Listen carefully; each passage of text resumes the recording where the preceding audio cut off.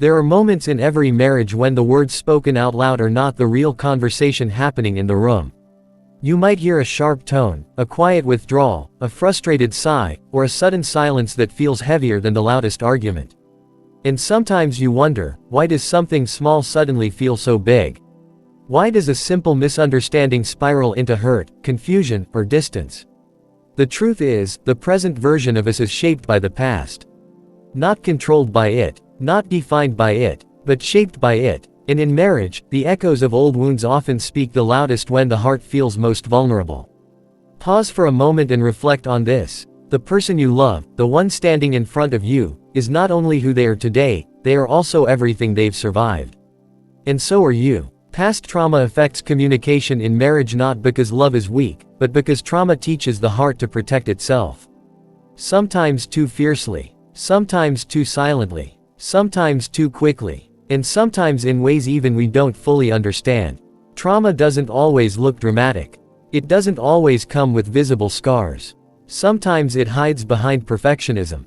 Sometimes behind anger. Sometimes behind never wanting to disappoint. Sometimes behind the fear of being abandoned, ignored, judged, or rejected. And when two people carry histories like these into a marriage, communication becomes more than just exchanging words. It becomes navigating old battles in a new home. But here's the beautiful part. Even though trauma shapes how we communicate, love can reshape how we heal. Every time you pause before reacting, every time you choose curiosity instead of defensiveness, every time you stay present instead of shutting down, you create a different future from the past you survived. And that, right there, is where transformation begins. Think about how a past wound might show up in communication today. Someone who grew up walking on eggshells might become overly cautious when bringing up concerns. Someone who was ignored may feel invisible when their spouse gets quiet. Someone who was criticized harshly may hear judgment even when their spouse is simply asking a question. Someone whose apologies were rejected might struggle to say sorry in the present. Someone who learned that expressing feelings led to punishment may choose silence as safety. And someone who learned love was unpredictable might prepare for rejection even when none is coming. These emotional reflexes aren't conscious choices. They're learned survival strategies. The problem is, what once protected us can now prevent closeness. This is why in marriage, communication isn't just about speaking. It's about understanding the emotional story behind the words. It's about realizing that the reaction you're seeing may have nothing to do with rejecting you, and everything to do with protecting an old wound. When you look at your partner with this awareness, something shifts. Defenses lower, patience rises, compassion deepens. And suddenly what once felt personal starts to look human. You begin to see the scared child behind the anger, the anxious heart behind the silence, the longing behind the frustration, the fear behind the distance. And you start to hold the conversation not just with your mind, but with your heart. Marriage requires truth. Marriage requires vulnerability. Marriage requires the courage to say, this is where it hurts. This is why I react this way. This is what I'm afraid of. And it also requires the strength to listen without rushing to fix, defend, or counter. Because trauma doesn't heal through argument. It heals through safe connection. Imagine for a moment a conversation where instead of assuming the worst, you pause and ask yourself, what pain might be underneath this reaction? Imagine responding with, I can see you're hurting, and I'm here. Imagine offering space, safety, and presence rather than matching intensity with intensity. This doesn't mean allowing disrespect or accepting harmful behavior. It means separating the person from the wound, the partner from the pain they didn't ask to carry. And it means doing the same for yourself. Sometimes the trauma affecting communication isn't your spouse's. It's yours. Sometimes you're the one who shuts down because vulnerability feels dangerous. Sometimes you're the one who gets defensive because criticism used to be a weapon.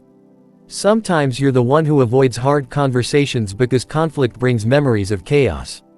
Sometimes you're the one who interprets silence as rejection because in the past, silence meant abandonment.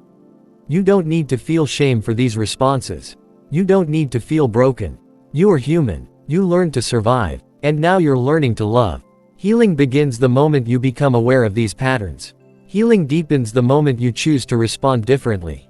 Healing grows the moment you allow your partner to see the tender parts of you without running, without shutting down, without pretending you're unaffected. You can say, I get triggered by this.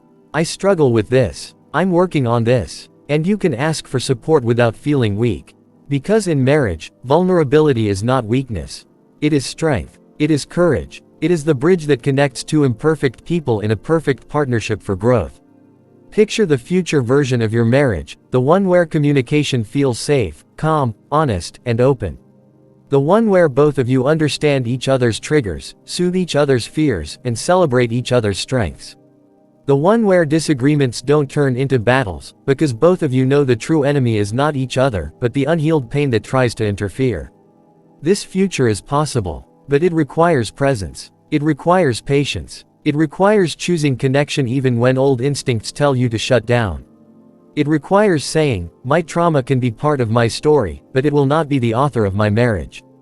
If you ever feel discouraged thinking that your past is too heavy or your wounds too deep, remember this: every healed marriage is made of two people who decided not to give up on themselves or each other.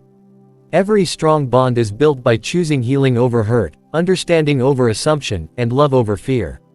And if you feel like you're the one carrying more wounds, know this too: you don't need to be fully healed to be loved. You only need to be willing to grow. Willing to communicate. Willing to soften, even if slowly.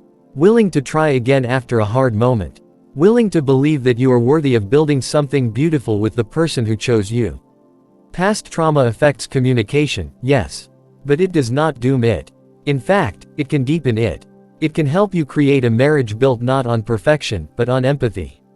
A marriage where both people understand that triggers are not attacks, and imperfections are invitations to love more honestly. A marriage where each partner says, I see your wounds and I choose patience. I see your fears and I choose reassurance. I see your past and I choose your future. Let yourself imagine the kind of communication that could grow from this mindset. Imagine a moment when conflict arises, but instead of reacting, one of you takes a breath and says, I'm not against you. Let's talk through this. Imagine the relief. Imagine the shift. Imagine the connection. Healing communication doesn't always require dramatic breakthroughs. Sometimes it comes from small changes. A softer tone. A slower response. A willingness to listen until your partner feels understood. A willingness to explain your emotions without letting them explode. A willingness to say, I love you enough to understand where this is coming from. And when both partners start doing this, even imperfectly, something powerful happens. Trauma loses its control. The past loosens its grip. Old wounds stop demanding to be heard because new love is speaking louder. You deserve a marriage where the communication feels safe. Where the past doesn't dictate your present. Where healing is shared. Where understanding is mutual. Where your traumas don't collide, they find comfort in each other. A marriage built on healing becomes a marriage built on strength. A marriage built on awareness becomes a marriage built on connection. A marriage built on patience becomes a marriage built on trust. So as you move forward, carry this truth with you: your trauma is not your fault, but your healing is your responsibility. And your partner's trauma is not your burden, but their healing is your opportunity to love deeply. And together, you can take every painful chapter and rewrite it into something new. You don't need a perfect past to build a beautiful future. You need presence. You need willingness. You need compassion. You need the daily choice to speak with kindness, listen with openness, and love with courage. Let your marriage become the place where your past finally stops hurting. Let communication become the tool that transforms wounds into wisdom. Let love become the voice louder than fear. And let your story be one of healing, hope, and connection. Your past shaped you, but your marriage can heal you. And your love can rewrite everything.